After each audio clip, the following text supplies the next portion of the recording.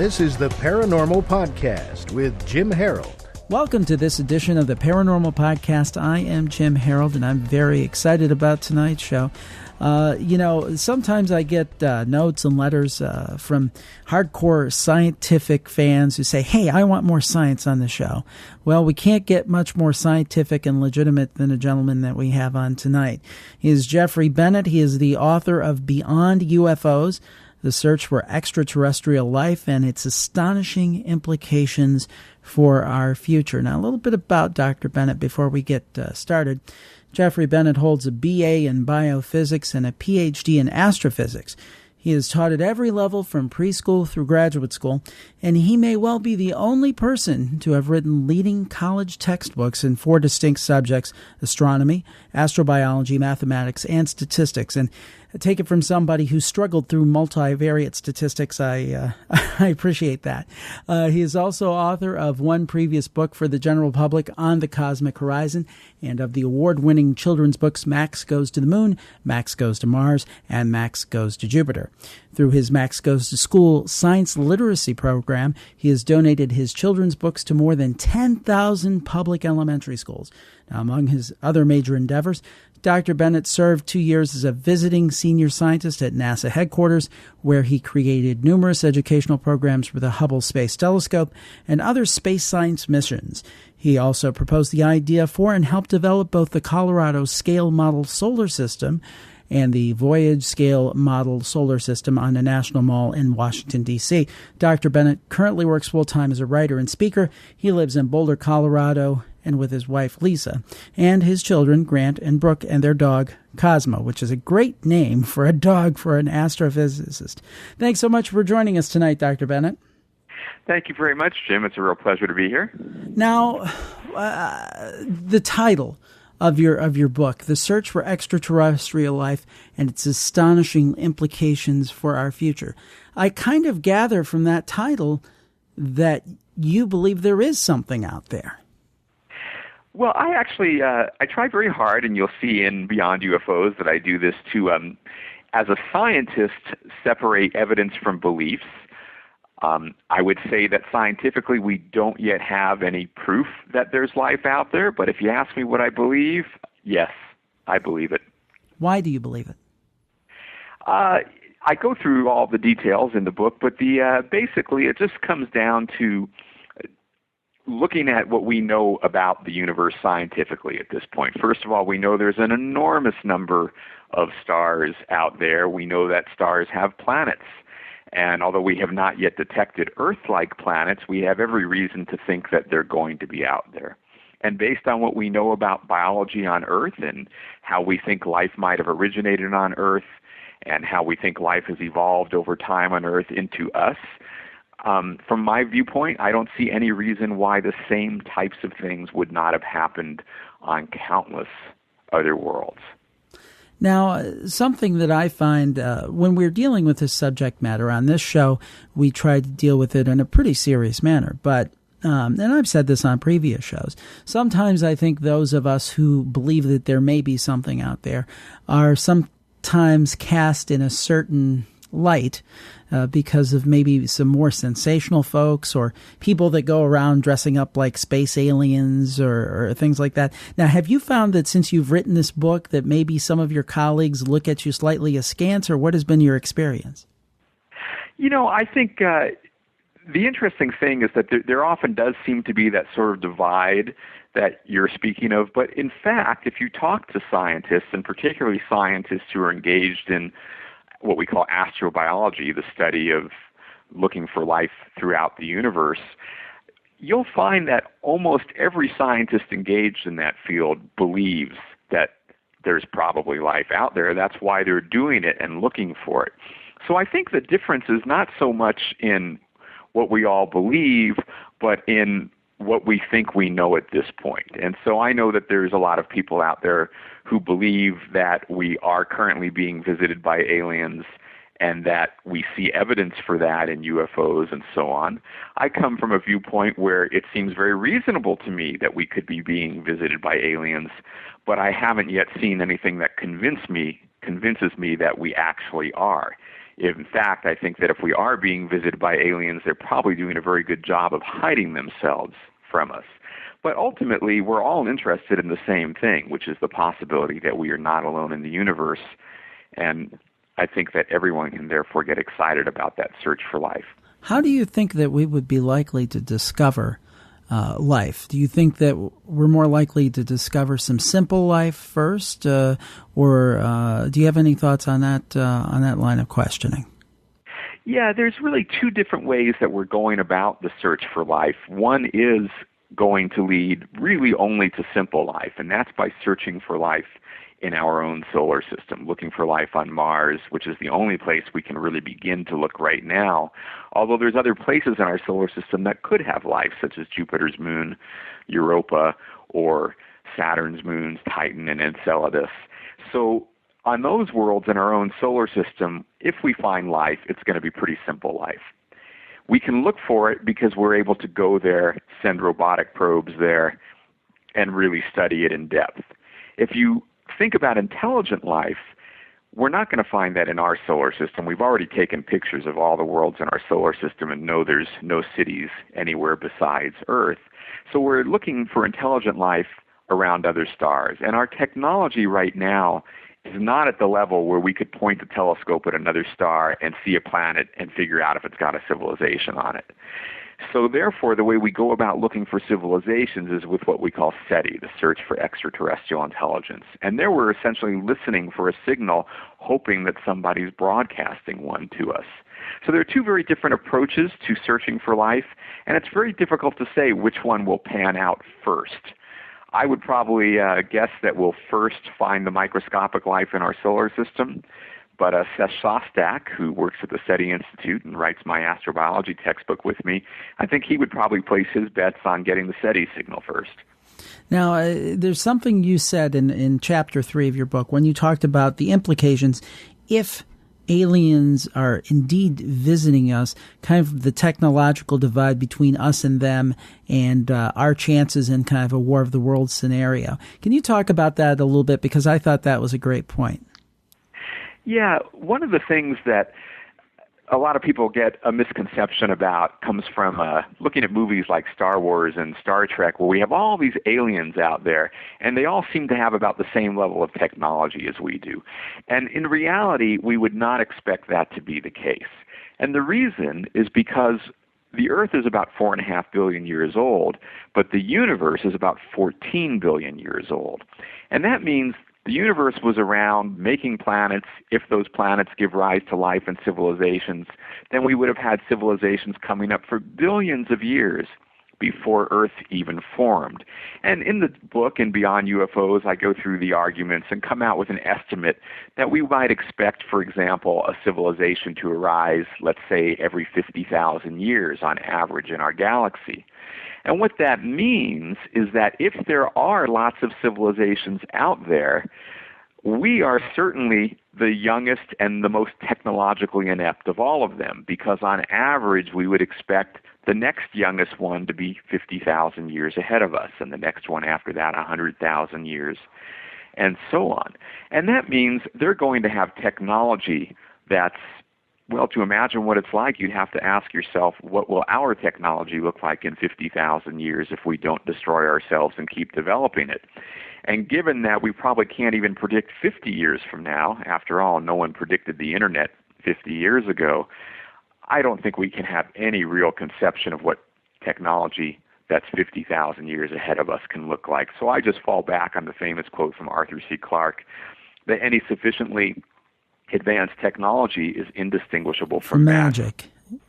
So to us, these aliens would be magical in their technology. Now that begs a question. If you think about it, let's say that there is an advanced race out there, and they're for sake of argument, 50,000 years ahead of us.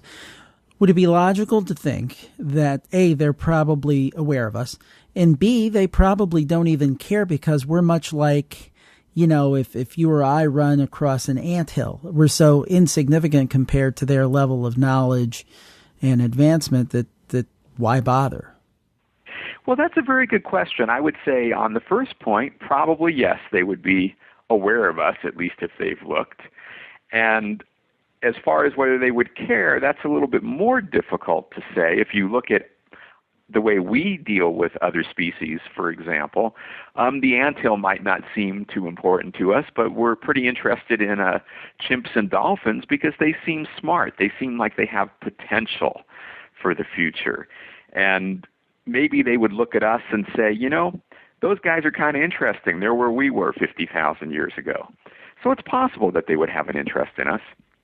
And if they were that far ahead of us, you made the point that they could do a very good job of hiding themselves. If they're that far ahead of us, it would probably they could be virtually invisible, I would guess, in every way where we wouldn't even know they're here. Yeah, that's probably the most difficulty that I have personally with claims about UFOs, is that it seems to me that they are going to have such incredible technology that if they don't want us to know they're here, it's going to be very difficult for us to find out. And if they do want us to know that they're here, they'll be able to make it very obvious when they so choose. Now, when you talk about stepping back and talking from very complex life to very simple life, let's say that 10 years from now, there was a probe on some planet, and it discovers some kind of single-cell life. What short-term and long-term differences do you see that making to the human race? I think that, first of all, it would open up an entirely new field of science, what we might call comparative biology, because we'd be able to compare the way life is working on another world to the way that life is working here. And if you look throughout history, every time we've opened up a new field of science, discovered something really new like that, it's led to amazing and unforeseen new scientific and technological breakthroughs. In this case, it would probably have a tremendous impact on medicine, although it's very difficult until it happens to figure out exactly what that impact might be. Then I think there's the philosophical implication. And certainly, I think, most of us really want to make contact with an intelligent civilization that we can talk to.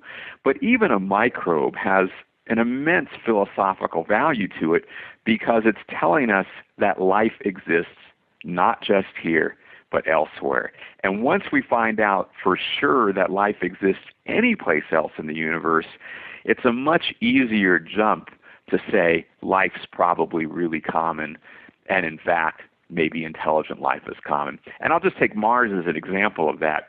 Mars is the next most habitable world in our solar system after Earth. It's the next place you might expect that life could have had a chance. If we find life on Mars, it means that in our solar system, the worlds that had a good chance at life went 2 for 2, Earth and Mars both getting it. That would tend to make you think there's going to be life all over the place. And wouldn't it have a great effect upon our belief systems? It could certainly have an effect on belief systems. I would say that one of the things I talk about a lot in Beyond UFOs is how I think many of the problems that we still have as a species are related to what I call center of the universe syndrome. And it's this idea that people still like to act as though we're all the center of the universe. We used to think that that really was the case until a few hundred years ago when Tycho and Kepler and Galileo proved that Earth is not the center of the universe, but is just one planet going around one star. But as of this current moment, as far as we know scientifically, we still seem like the only biological thing, the center of the biological universe. If we can show for sure that we're not the center of the biological universe either, then I think it will really help all of us get over this center of the universe syndrome and start to realize that, we have a duty to our planet and to our life. It's not going to be something where we can expect someone else to come in and save us from ourselves. We have to do it for ourselves. Now, other than the numbers game, the cosmic numbers game, the thought that, there are X amount of planets and X amount of star systems and universes and so forth. Other than a cosmic numbers game, what is the best evidence or the best clues that we have that there very well may be life out there? Well, I think that the numbers game by itself, it gives you lots of possibilities, but you're still always wondering, well, is there something really different about this one place? So what we look for next when we're doing the scientific search for life and to understand the possibility of life is to try to figure out, okay, why does Earth have life? How did the life on Earth get here? And can we say that that's due to some extremely rare and special circumstance, or is it something that we would imagine would happen on lots of other planets out there? And based on what we're seeing, and I don't have time to go through that evidence now, it's all in Beyond UFOs, but Sure. based on what we're seeing so far, it looks to me like there's nothing particularly unusual or unique about Earth. It's unique in our solar system, but we would expect that there should be lots of other worlds where the same kinds of things would have happened. And in the book, you talk about one of the challenges of finding life on other planets is sustaining life on ours, sticking around long enough as a species to discover. Can you talk about that a little bit? That's right. One of the things that you find is it's very easy to make a case, even though it's not proven, but it's very easy to make a case that life of some sort will be common. But when it comes to intelligent life, you not only have to get that far, which means you need a planet that's around for a long time so that there's time for intelligence to evolve, but once you become intelligent, you're going to inevitably end up in the position that we find ourselves in today, which is that we're now smart enough to send communications to other stars and listen for communications from other stars. We're smart enough to begin sending spaceships out to the other planets in our own solar system, but those same capabilities that allow us to do those things are also allowing us to create potential problems for ourselves, such as nuclear war, terrorism, global warming, and other problems that could actually destroy our civilization before we get much further. So the key question for intelligent civilizations out there is, do they last? Do they all get to where we are now and then destroy themselves before they get any farther? Or are they able to figure out a way to get past this difficult point in their histories and thereby move out among the stars? Well, after we have this break, we're going to come back with Dr. Jeffrey Bennett. Just want to make one note. I think in one of my previous questions, I said something like, I meant to say different galaxies. I think I said different universes, which I guess is an oxymoron, seeing that a universe is all-inclusive. So before I get angry, email.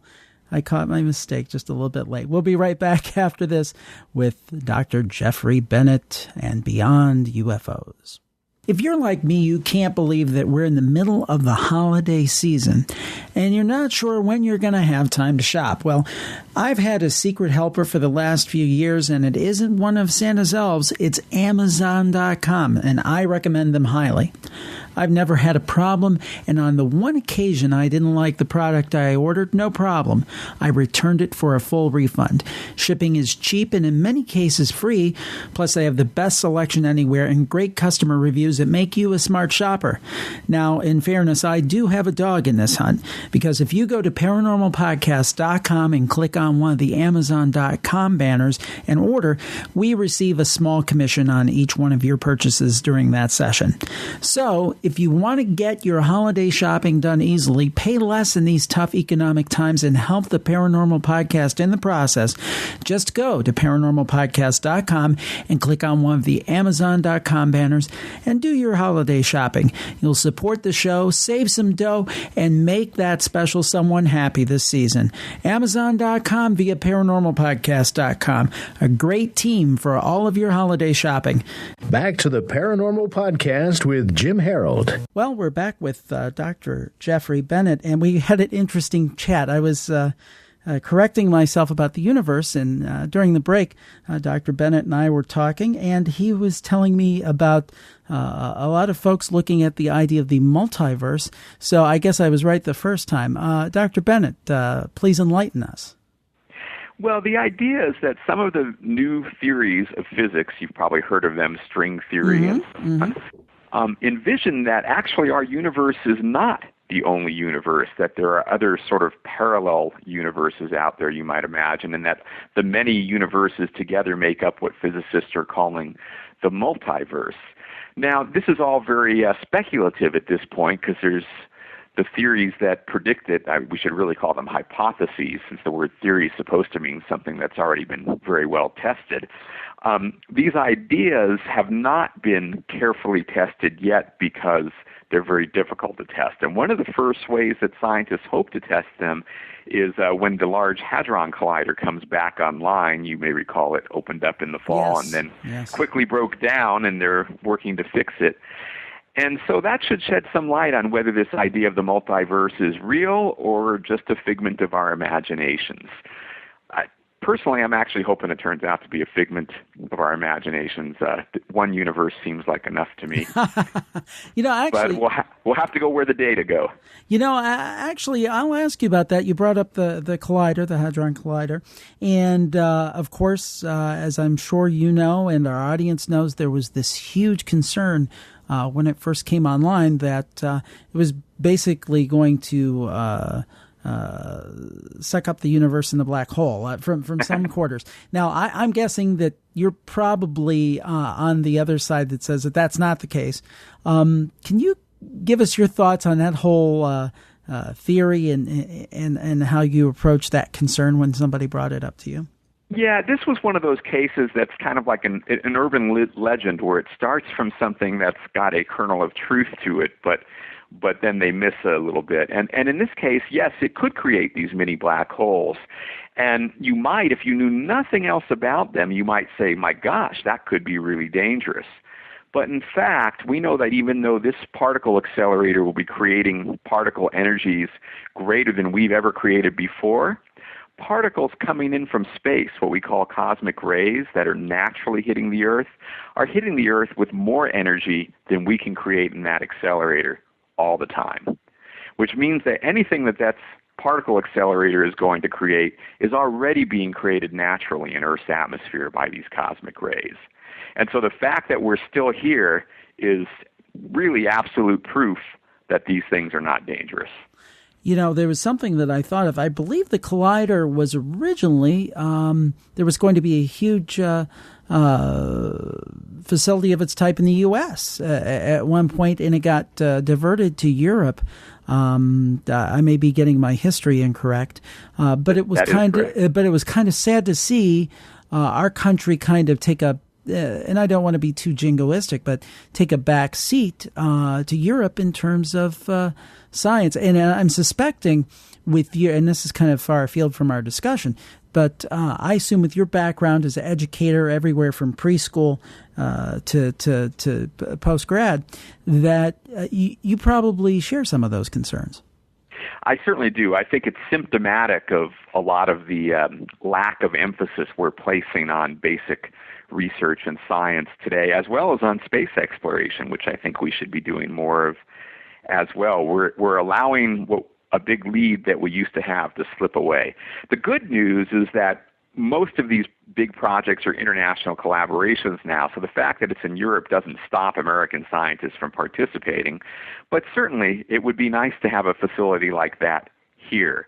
And until the Large Hadron Collider came online, Fermilab in Chicago had been the preeminent particle accelerator, but it's definitely going to be second now to the Large Hadron Collider, and we don't have anything on the drawing board in this country to bring us back up to the lead. Well, part of the quest is for folks to kind of explore these things. Even lay people, I think it's a healthy pursuit to take a look at various hypotheses and try to decide for themselves, what's good and what might not be so good. Just kind of look at things with a critical eye. For us non-scientists out there, let's say that we're interested in the paranormal or we're interested in UFOs or whatever it might be. How should we look at things with a open-minded but discerning eye, kind of in a thumbnail version? What would you proffer for us? I think that it's important to remember that science is by its very nature very open-minded. We're always looking for the evidence that will make us will convince us of something. And so if you've seen a UFO or you've heard other reports of UFOs that make you believe in them, I think what you have to remember is other people won't automatically believe the same things. So you have to find the evidence that could convince other people. And so I would encourage anybody who's had an experience like that or believes in UFOs to keep on looking and keep looking for the evidence and see if we can ever get that evidence to the point where it will convince everyone else. And I like to say that science, the purpose of science, is to bring us to agreement. Because if the evidence is strong enough, and we can evaluate that evidence scientifically, then everyone's going to agree. And a great example of that is what we talked about before, my idea of center of the universe syndrome. Up until 400 years ago, almost everybody believed Earth was the center of the universe. And that changed because the evidence got to be so strong that, in fact, Earth is a planet going around the sun, that everyone accepted it.